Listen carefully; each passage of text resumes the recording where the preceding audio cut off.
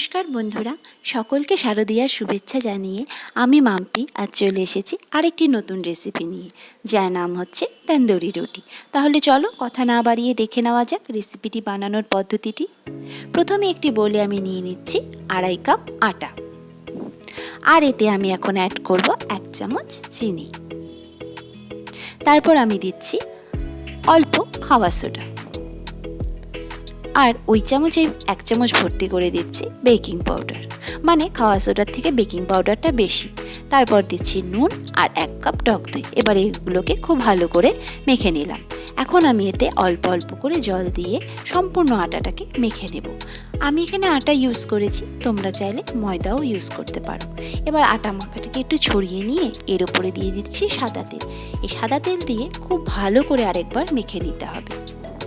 মাখাটা কমপ্লিট হয়ে যাওয়ার পর তার উপর আরেকটু তেল ছড়িয়ে দিয়ে এটিকে রেস্টে দিতে হবে প্রায় 2 ঘন্টার জন্য। দেখো 2 ঘন্টা হয়ে গেছে। এখন আটা মাখাটা কত সুন্দর হয়েছে, সফট হয়ে আছে। এবার আমি এগুলোর থেকে লেচি কেটে নেব। এবার লেচিগুলোকে আমি শুকনো আটা দিয়ে বেলে নেব। আমি ওভাল শেপে বেলছি, তোমরা চাইলে তোমাদের পছন্দ মতো শেপে বেলতে পারো, তবে ওভাল শেপে বেললে দেখতে বেশ ভালো লাগে। রুটির থিকনেসটি দেখো এরকম হবে। এর উপর ছড়িয়ে দিচ্ছি কিছু কুচনো ধনে পাতা আর সাদা তেল দিয়ে একবার বেলে নেব। এবার তার উল্টো পাশটাতে একটু জল মাখিয়ে নেব। আগে থেকে তাওয়াটা আমি গরমে বসিয়েছিলাম। এবার তাওয়ার উপর রুটিটিকে চিপকে দেওয়ার পর দেখো কি সুন্দর ফুলে উঠেছে।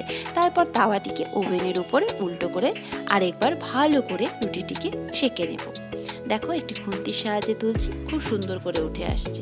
এবার একটু টোস্টারের মধ্যে বসিয়ে আরেকবার টোস্ট করে নিচ্ছি। এখন আমি এর উপরে দেব খুব ভালো করে বাটার। বাটারটা কিন্তু অবশ্য দিতেই হবে। এই দেখো কত সুন্দর হয়েছে। তৈরি হয়ে গেল আমার তন্দুরি রুটি। তোমরাও এভাবে বাড়িতে বানিয়ে দেখো, আশা করছি ভালো লাগবে।